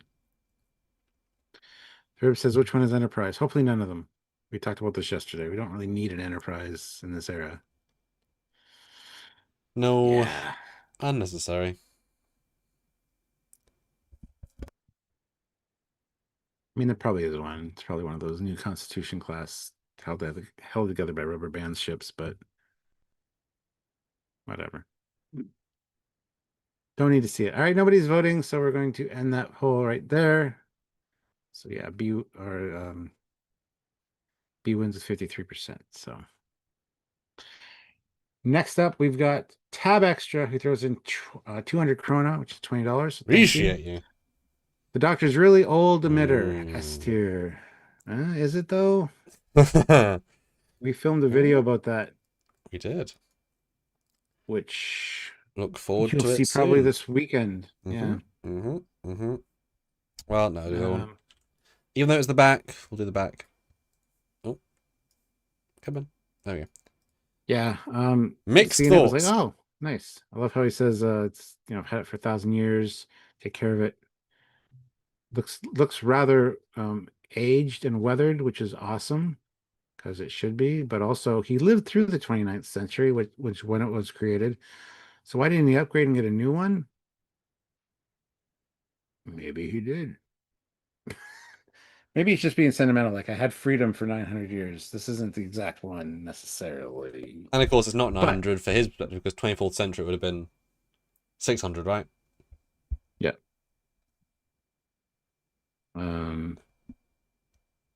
So yeah, there's some marks against it, but watch our video on that because we do discuss those, and it's not as cut and dry as you might think. So Well, it was funny, even filming with you. The way they've done the weathering looks like painted weathering. You know? or a black plastic that's covered in gray paint. That's gray paint's come off, which doesn't look good either. Because There's better ways to do weathering, yes. Yeah, because weathering would be like potentially chips, scratches, not very uniform color, black dirt. Yeah. And in the middle, because the edges where you rub up against things, not the middles. Right? It's like Yes. I've got a tricorder that goes in a holster.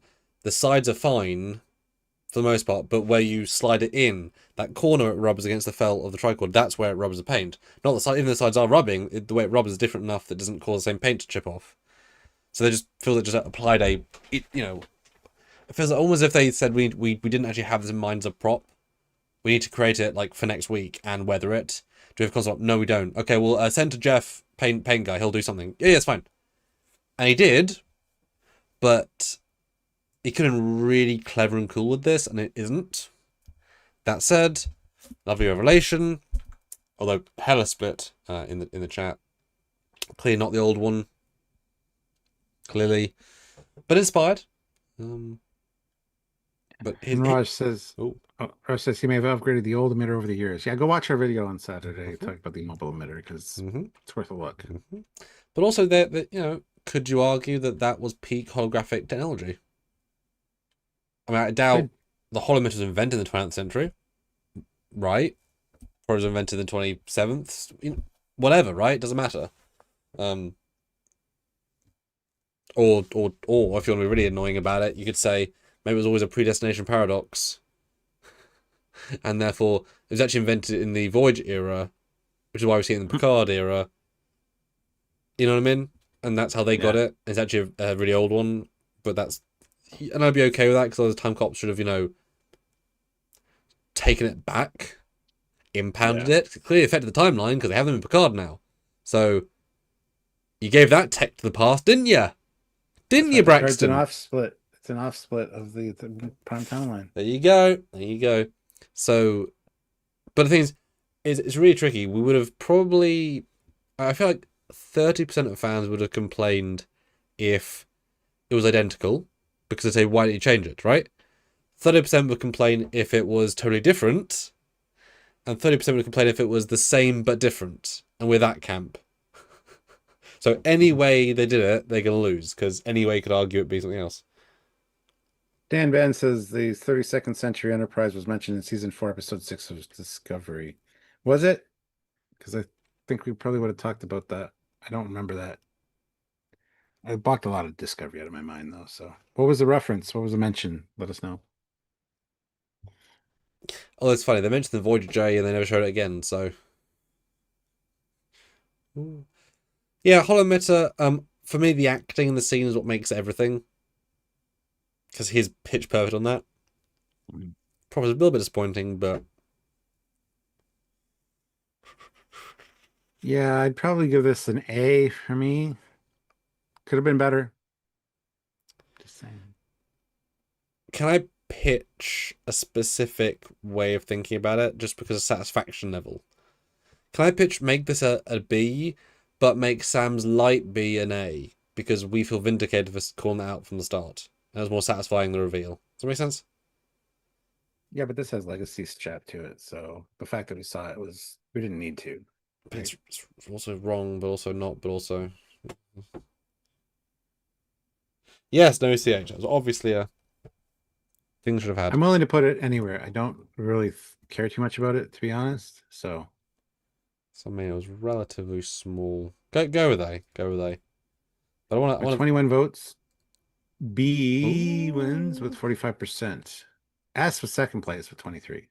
Ooh. We're gonna put it at B because I'm fine with that. Okay. But I instantly want to put in the light B because I feel like that should be. Well, A to what you guys think, but also just, hashtag Trekyards is right. Hashtag Red Dwarf coining a phrase. Well, bam. Oh, damn, it says Picard season 3. You can see mobile emitter devices on Raffi and Worf. Yes. That's what we were just talking about. Oh, shit. Yes, her light B. We were wondering what was going on with her projection device. We did see it finally, and they didn't have to show us. Oh, they did. That was kind of an important part, but so I'm glad they did. But yeah, there it is. And I think it really added to Sam's story, and you got the feel for, how she was a thing, So I'd put this higher than the Doctor's. Well, I don't know. The satisfaction and the fact that you had to and they did. Well, it's also the satisfaction of seeing the Doctors because we're like, it's not on his arm. Where is it? And I'm glad he pulled it out of his, kind of like where a comm badge would be, right? And then the legacy attached to the Doctor, and then I don't know. I think these are equal in my mind.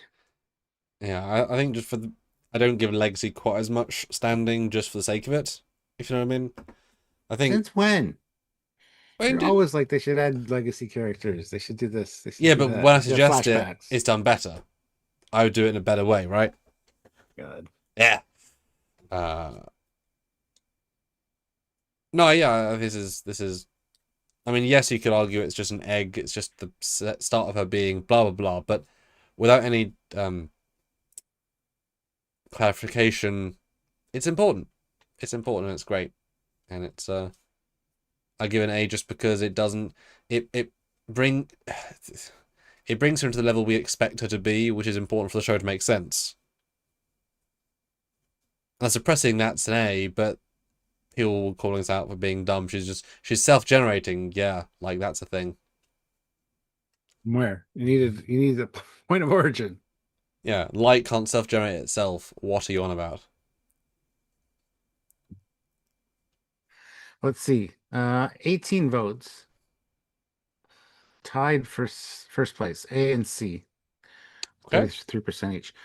So we need more votes to see what you guys really think. But I mean, hey, we're gonna put it in A regardless. So. And Tab Extra missed the point about us missing the point. He says, you guys missed the point. The Doctor did not need to use the emitter, but he chose to use it.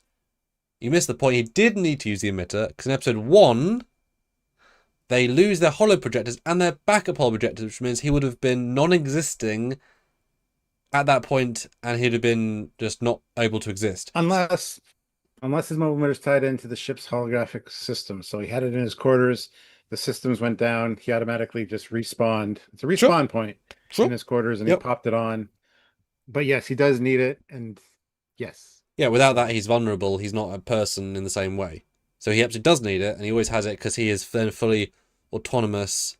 He doesn't connect to his computer unless he wants to, needs to. So it's that literally is a plot point for several episodes that he's able to do things because he's separate. Yeah, and I'm totally fine with it literally being a respawn point.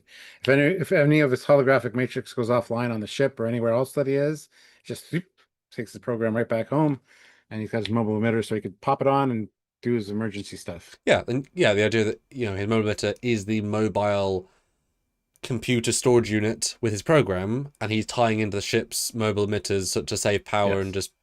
But yeah. The only issue with that is that you would need to know the holo emitters are failing to be able to retransfer him. Otherwise, No, just as soon as the signal's lost, you just repop it. It's like a game, video game. You respawn. you'd point. still lose the last second though, because you wouldn't. Yeah. Yeah. No, that's great. That's a really good. And very dramatic, wouldn't it? You know, under attack, and something. Please enter this Well, fatal emergency. Yeah. All right. The holographic emitters are down. Shit. Okay. God damn, my I gotta entire go back up staff. 3 more decks. Gotta back up 3 decks to where I was. Jesus Christ. Yeah, my staff Life stopped is a existing. hologram. God damn it! Why don't you use First- more of these? We can make them. Why don't make more of them? First universe problems. Jesus Christ. Oh, yeah. I don't die or don't eat, but yeah. It does raise the question. What was it? It does raise the question. Yeah. Why aren't there more? Why wouldn't you have the entire security force have them? Because clearly there's a transporter attached to it, which is fine. Fine. Yeah, the way they make it seem is like there's no the other holographic, like you'd think there'd be more holographic emitters walking around. Like because they lived through the 29th century, they got the tech. Like, I don't know. You can make them. Whatever. And there Really might be. easily. We just haven't seen them yet, maybe. Yeah, but then the whole point of we've lost the thing would be, well, you can't, because I mean the medical stuff would always have those things on, because of course they would. Didn't his mobile emitter, like, they set it down on an engineering console and you got that Huh? and it turned the Elcars into Borg. I forget the story of that. Oh yes, and yeah, yeah, that was because then they combined Borg nanites with it accidentally, and then yeah. it made a future Borg, which is now not advanced Borg because they're Oh. less. Yeah. Yeah, and then that was inside him, giving him advance, and it birthed him. It was a really crazy plot, really crazy, in a good way. But you could argue that Doctor's mobile emitter is very unique because it's That's gone true. through all that. It might have some advancements that, who knows. Yeah, I mean, yes, you know, an Apollo 13 engineer would not be able to reverse engineer this, however much he tried, because the basic way of this working is not understood to him, right? He could understand what everything is. That's a heatsink. The tech is not Thing is, even close. He'd understand what most of it could do. He just couldn't manufacture some of the parts because the equipment hasn't been made yet. Yep. Now, how did you get this processor 1 millicron thick? Right? But it obviously works. You can obviously see it, but they would absolutely be able to do modifications, and gain knowledge over time. So that you can modify, but you couldn't rebuild necessarily. Blah blah blah. Which is why I like seeing the one from the one with Picard, because you could probably do something similar, just with limitations. Yeah. Yeah. Once you know it exists, the cheat code's there. Well, it's obviously possible. It works. Therefore, possible. Because it works. Yeah. Well, with 25 votes, you guys are saying about Sam's light B is 32% tied A and C. So Okay. Cool. all right. Sweet. I felt that was a good batch. Hello. There you are. Yeah. Um, That was a good batch to it. But I want to ask the audience though, what do you want to see us do tomorrow? If you could vote for anything, any topic or any whatever, give you guys the option. What would you like to see us do tomorrow? Ships, reviews, props, uniforms, rank, discussion. What would you guys like to see us do? If you could pick. yeah, just give us a suggestion for live tomorrow, and that'd be awesome. Yes, indeed. Kevin Scott says, yeah, he didn't need to use it. Are you 100% sure about that? When did they say that? Well, he didn't need to in the There's sense no- there's hollow emitters everywhere, but then he'd be Well, yes. susceptible to everyone else. But he'd have it on him, you would think. Yeah. So that even if he did, the holometers did go out and it fell to the ground like it often did. He just respawn where it is. Hey, I'm in the same spot. Yeah. Well, it's like saying if you're an all-you-can-eat resort hotel, you don't need to have cereal bars on you because you can walk to the buffet. But what if buffet's closed? Then you've got no food. It's good to have food with you as well. Right? Yeah. So Dan says Star Wars ships. Thrib says your thoughts about this year's upcoming movies. That Oh might be God, interesting. what movies? Uh, I don't even know. Dan says Star Wars vehicles. Yeah, keep your suggestions, guys. What you might want to see tomorrow. In our live. We don't have to give We'll you take those them under choice. advisement, and we do take bribes. So Yeah. if you want Oh, yours to be PayPal though. live PayPal. tomorrow, PayPal it. Yeah, I was just gonna say that. I know. Yeah. And I will, last minute pimp. This weekend as well, we're launching the Trek Shorts Kickstarter finally after 3 years. Finally. So if you want perks, we have got many signed Stuart perks. He did exist and live the pain of having to sign his name. I don't remember that in the hotel, Stuart. He was like, how many? I was like, yep, keep going. Mm-hmm. And we're offering little postcards that are random, so you can like collect them all, kind of thing. So, and if I recognise no one, probably put a Stuart one in, etc. There's only so many, so get film posters. Do we sign? No, because you've got some signed in the other one you're in, but obviously we hadn't released the one you're in yet. Yeah. Yeah. I don't know what I signed. I signed a bunch of shit. You signed a bunch of shit, yeah. But yeah, very important, guys. If you want to see more fan films, that is the time. And if you want to see more Stuart fan films, these are all tied, right? And we definitely get Stuart over. And says the future of Star Trek speculation or something to do with the 60th. Kevin Scott says the Orville season 4. Goodness. And OJ Sus is it. Says Dune ships. Dune has more than 2 ships? Or 3 ships? I guess it must, just... The new Dune movies. Yeah, and even the old one had a few, anyway. Oh, old Dune ships. Don't know if that'd be worth a 2-hour live, but... We could just do a ship one. Just an all sci-fi franchise ship free-for-all again. You guys seem to like those. They're intense, but I like them. We wouldn't do a tier list. We'd do like does this one beat this one? I don't know. Because it's two different franchises, it'd be hard to I don't know. Maybe. It's ship related, and so are we, so well said. That is our jam. And Raj says, yes, the future of Star Trek, the Orville, and about the new Stargate continuation series. It's just the future of like sci-fi franchises. And in fact, there is a new web thing. How many days away is it? Glass Robot says, Hail Mary review. Got to see it first. I think it comes out tomorrow.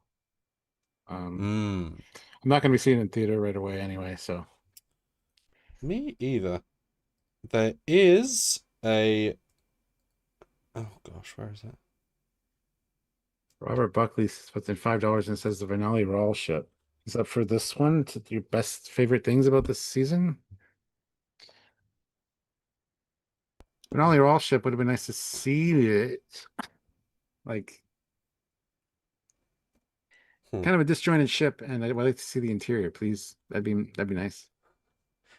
They didn't design one. But I can't find the link, but apparently there's an update with the new Stargate show. The showrunner is joining Dial-A-Gate and Gate World. I think it's this weekend, but I can't find the link to do a exclusive update because they've now been doing their pre-production writers' room for 2.5 months, nearing 3 months since January. So they will have done a lot of work, and very rare they did a full writers' room and they got the team back together. So they've been absolutely living the Stargate dream for the last while. So that's really well, I expect to see some casting announcement. They're filming this summer in England, as in some sort of film this summer. Just in principle, just whatever. So yeah, I'm excited for that. They did release a new Spider-Man brand new day trailer today. So 2 minutes. Any thoughts on that? It's good. All right. I only watched it like once on my phone while I was waiting in a doctor's office. So I was a bit confused by it, I'll be honest. Like I didn't know how I was meant to feel. Like, I don't know, in a weird I just tone. feel sad that nobody knows who he is, even the Hulk. Yeah. Kevin Scott, $2. Foundation has awesome shows. They do, yeah. And giant ring thing. All right, guys. I think we're gonna call it there. We'll figure something out for tomorrow, and same time, same station. You know the routine. Just turn up and be part of it. And almost back to normal scheduling because I can really do that extra hour of dinner. But yeah, it's fine. It's only for a few weeks a year. All good. Sure. Last year we changed the same day. We went forward the same day, so it wasn't an issue. It's only in the fall where we had an issue for like a week. And this has been like 2.5. The spring was exactly the same day, and it's like, oh, okay, good. We don't have to fucking worry about it. Huh. But as you wanted very well, I'd say a solid B. Fine with it. Sorry. Yeah, I think it could have been bumped up if we had seen Anything more? anything else. Yep.